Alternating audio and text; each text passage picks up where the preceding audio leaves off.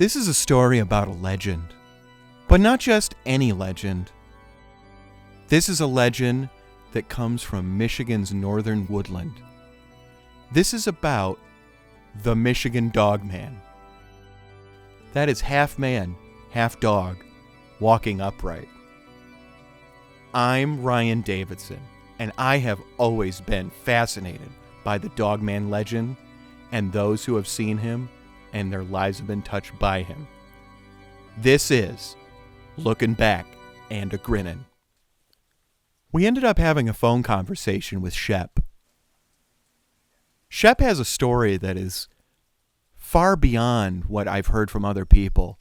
Shemp had a very personal experience with the Dogman. Shemp, can you hear me? Oh yeah, I'm okay, here. All right, wonderful. Hey, Shemp, I really thank you for calling in and helping us out with this. I hear you have quite an interesting story. Well, yeah, this involves the Dogman. You know, it's not quite a werewolf because a werewolf's a half man, half wolf. Right. But the Dogman, you see, is half man, half dog. Right. Yeah. See, the first time I met the Dogman, I was going to one of those key parties, you know. And I saw the Dogman outside by the front door. Wow. So you're saying that this was a key party. Am I understanding that this is a party where couples attend and leave their keys in a basket, and then they draw keys out of the basket and have sex with each other? That is correct. Okay, all right, okay. I was invited to one of those by a co-worker, and I felt that I'd fit in one of those scenarios, so I gladly accepted the offer, and when I arrived at my co-worker's house, the Dogman was scratching at the front door and wanted to get in on this couples orgy. Okay. Did the Dogman say anything? Could the Dogman communicate in any way with you? Not in any way that could be described as polite communicating. It was a lot of cursing, a lot of ethnic stereotype Wow. mentioning. Wow. And yeah, he's not a pleasant fellow, this Dogman, and Now, he's quite off. is there an ethnicity that he seemed to pick out above others? Not really. He really gave each ethnicity its due in the way of blind bigotry and hatred. Wow. He sounds like a real villain and was trying to get inside the key party as well. Yeah. I mean, despite his blatant hatred for everybody involved, he still seemed fully aroused and ready to participate in this key party. He brought what I could only describe as way too many keys.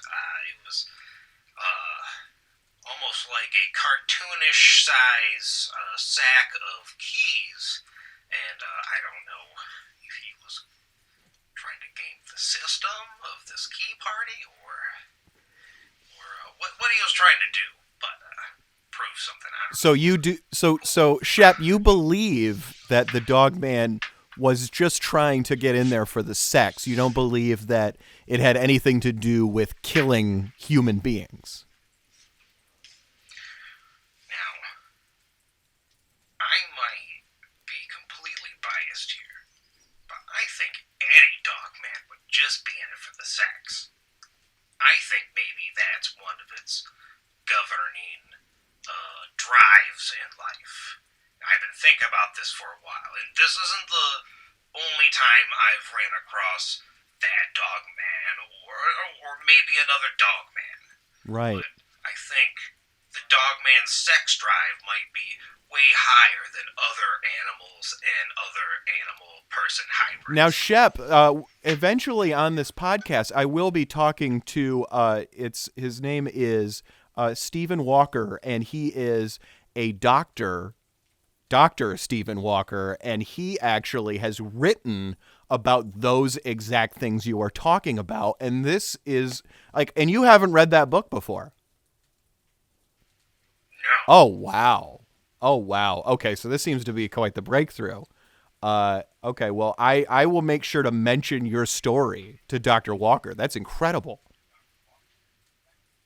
Please do. I look forward to anything we can learn about this fascinating and horrible creature that haunts me and frankly many people's lives. I know many people who have run across these dogmen, dog people. Okay, all right.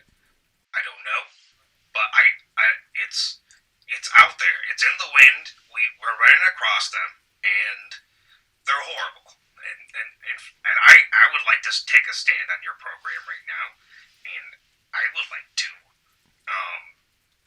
say something needs to be done about it. I totally agree with you, Shep, and I feel like this podcast is really going to be like an advocacy group to try to at least bring awareness to the Dogman problem. I know that some people have a hard time with me referring to that as a problem, but I mean, dogmen going to key parties. I mean, what's next? Dogmen buying gas?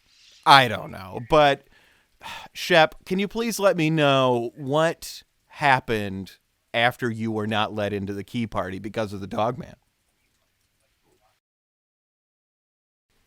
I unfortunately could not go to the key party. For some reason, the Dogman and I had come to the key party at relatively the same time, and my coworker, the host of this lovely event, he thought I was with the Dogman, and he kicked us both out. And I'm afraid that this Dogman situation, the first one I ran into, has irreparably hurt my business opportunities. I can totally understand that. Now, when you say first time, do you mean you've met him more than one time? Now, Okay. I don't rightly know if it's the same Dogman, but that was the first time I met a Dogman, and ever since then I have been haunted by these Dogmen at every point in my life. Interesting. What other life events have been affected by Dogmen?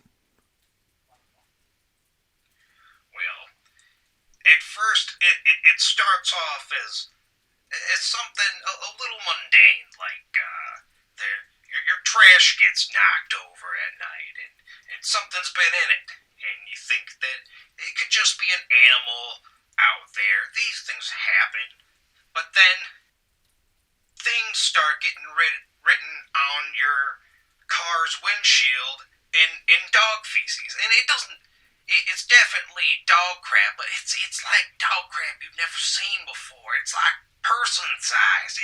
Only a dog man could shit exactly like a dog, but with the size and ferocity of a person. I've heard many stories about the size of Dogman shit. Yeah. Their scat is abnormal, and I will pay $100 cash if anyone can provide a sample of Dogman shit to a scientist to get it looked at, to be observed. Well, I say that sounds like a Looking Back in a Grinnin exclusive. You heard it here. Shep willing to offer $100 cash. $100 Okay, cash. $100 cash for a sample of Dogman feces. Shep, I really would love to thank you for your time, and I hope that you can get over the pain and trauma that came from your encounters with Dogman and Dogmen. Thank you for having me. Wonderful. Okay. Thank you. Bye-bye. Next week on Lookin Back in a Grinnin, we talk with Dr. Walker, who tells us everything we know about the Dogman, and almost as importantly, things we don't. See you next week.